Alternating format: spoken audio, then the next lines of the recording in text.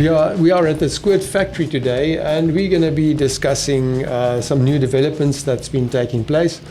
I'm Jacques Turon. This is Jacques Holzhausen. Holzhausen, yes. Yeah, and we're going to be talking about a new development, hot wax, which is a hot topic. Our research laboratory is here at the factory, and we're going to be talking about what happens here and how we see the future of chain waxing. Yeah, hot wax, hot topic. Pardon the pun.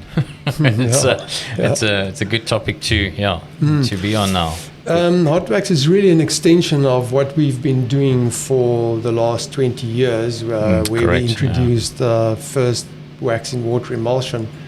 What was it, 2004? 2004, yeah. I think 2004. That's when we started introducing the first wax. Yeah, the first water emulsion, and changing the industry to a large extent. You know, when we started the business, we actually developed the emulsion wax to move away from the drag of hot waxing, because 20, 30, 40 years ago, that's what people did to get clean, quiet drivetrains. We saw in our research and in speaking to a lot of the athletes and enthusiasts that use the hot waxes that are available currently, what shortcomings are there, what irritates them, what can we do better? And so that's what we focused on. And our development philosophy has always been to solve problems, not just develop something to have it available in the stable. And we believe that we can make the hot wax experience and performance better. I think that's primarily why we decided to invest in this development. Some experimentation was done, especially by Jason Smith of Friction Facts, that determined that wax lubricants were really, really efficient.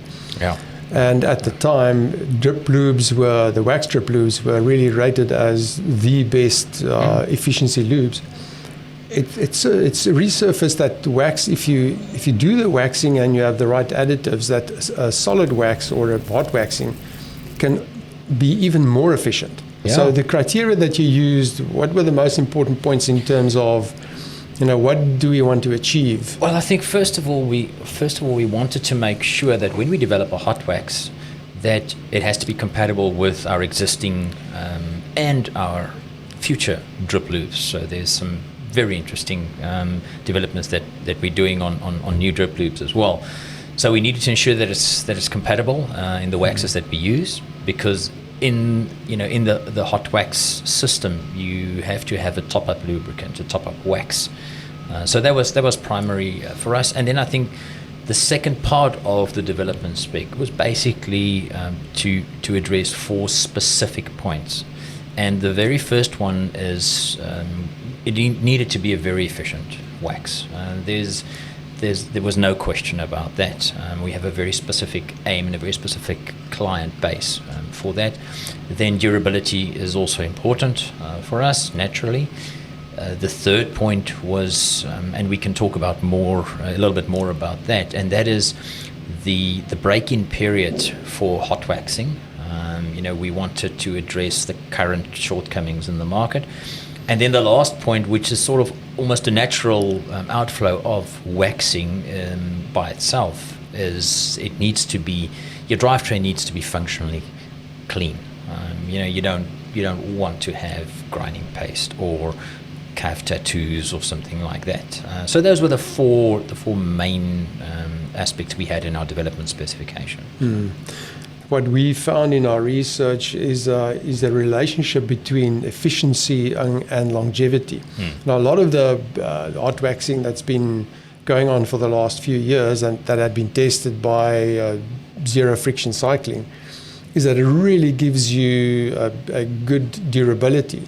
But the durability is not necessarily related or linked to the efficiency. One would think that the efficiency, the more efficient it is, the more durable it should be. The more durable, the longer it would last. Yeah, Our specific research shows something quite interesting. Yeah, super efficient lubes may not last as long, but it's horses for courses.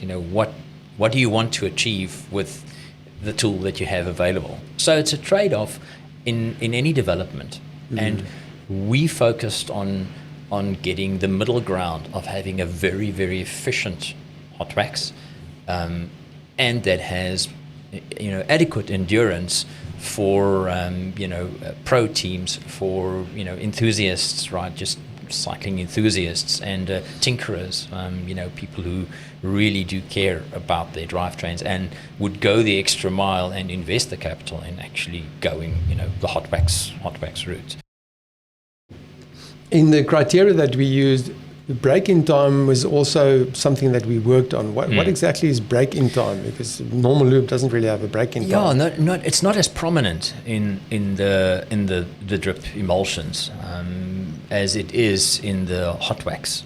So the break-in time refers to that period of time that it takes for you to, from when you take your chain out of the crock pot or the molten wax until it is at optimal efficiency on your bicycle. So it's that whole time, and that's what break-in time itself refers to. So if you've been hot waxing, you'll know that when you take your chain out of a crock pot, it's cooled down to room temperature. It's you can hold that chain straight up. It's as stiff as an arrow, straight as an arrow, and that is because the wax fills all the cavities in the moving. The chain consists out of a whole lot of moving parts. You've got rollers and you have inner and outer plates, and the wax in its molten state fills all those cavities, penetrates in, and when you take it out and it cools down and it solidifies, that wax actually sort of almost fuses all those moving parts together, and you have to physically now move, articulate all those moving parts so that the wax can actually break loose a bit, and to make sure that all these parts can move freely. And that is the action of what you have in a break-in time. Now, so the wax can also be considered then a vehicle, not only as a lubricant itself, but as a vehicle to take some of the additives that we use into those cavities where it really matters. Yeah, it's a carrier. So we have various additives that we have in this hot wax formulation, and that is from friction modifiers, that is high pressure additives. We have some anti-wear additives in there. So it's a fine balance. It's an anti-wear and a friction reduction system that we have in the wax matrix, and it's not just one wax that we use. It's different waxes, 4 different waxes actually, that we use in this. Give us an explanation about break-in time and efficiency, and how do they relate to each other? The best would be to refer to some of the testing that we do in-house, and in future episodes we'll also look at our test protocols, our test machinery, what we do, how we do separate effects test, how we do integrated testing, how do we characterize parasitic losses. So that's a whole video in its own, which I won't go into. But just looking at the data, for instance, that we have on just the first half an hour of a break-in period for two waxes.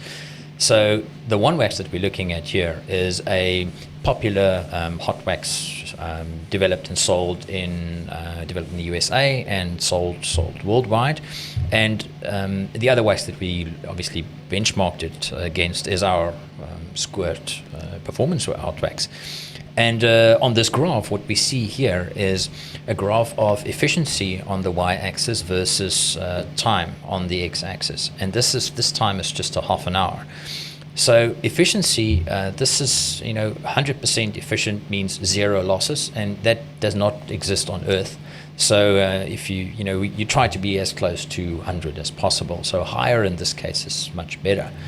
And what we see here, in this specific test, we use exactly the same chain, and we coated that chain with the one wax, and we just did a basic break-in, and that's just to make sure that all the links articulate properly, that we don't damage our drivetrain, because what we did see is if you don't make sure that it articulates properly, you know, all the some of these hot waxes actually could rip your derailleur off. So we made sure that it just articulates well, and then we put that on the efficiency test bends.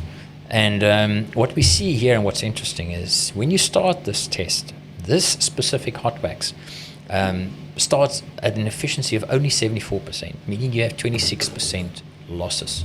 That's really inefficient. I mean, that's worse than a dry bare metal chain. You know, so that's terrible.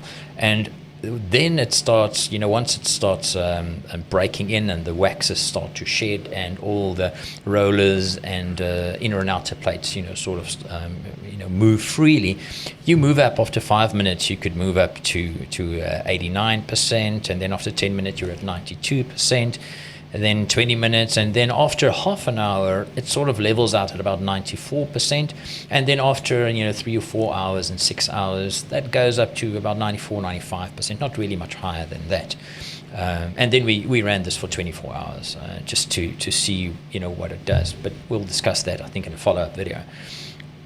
So the difference then when we look at, for instance, the Squirt Performance Wax is that it starts off right out of the pot at 94%, as opposed to this other wax, you know, leveling out at 94% after half an hour. So this starts at 94%, and you know, very quickly after that, you're almost at 97%, and that gets better, you know, as time progresses, up to about 97.5. It has to do with wax selection. So the testing that we've done was varying the waxes, changing additives. Absolutely. Until we got to a formulation that's really strikes that balance. Yeah, absolutely. This has been 3 years of developing and you know, altering between not just the waxes but the ratios of waxes. Like I said, you know, we tested some of the best waxes that you can find, functional waxes, and that has, you know, that have shown really exceptional endurance values with anti-wear additives as well, and we can get endurance values way better than what's currently available in the market, but that's not what we aimed for, and so this is what we aimed for, and I think we struck a balance, you know, in this development. Yeah, with the longevity additives really. You do compromise on efficiency if you add those. Absolutely, yeah. And it's well known. It's well researched as well. So I think we struck that balance. So this is it from the two Jacques. Thank you very much for taking your precious time to watch this video, and we look forward to your comments. Yeah, and like the video and send it to your mechanic, and we'll see you next time.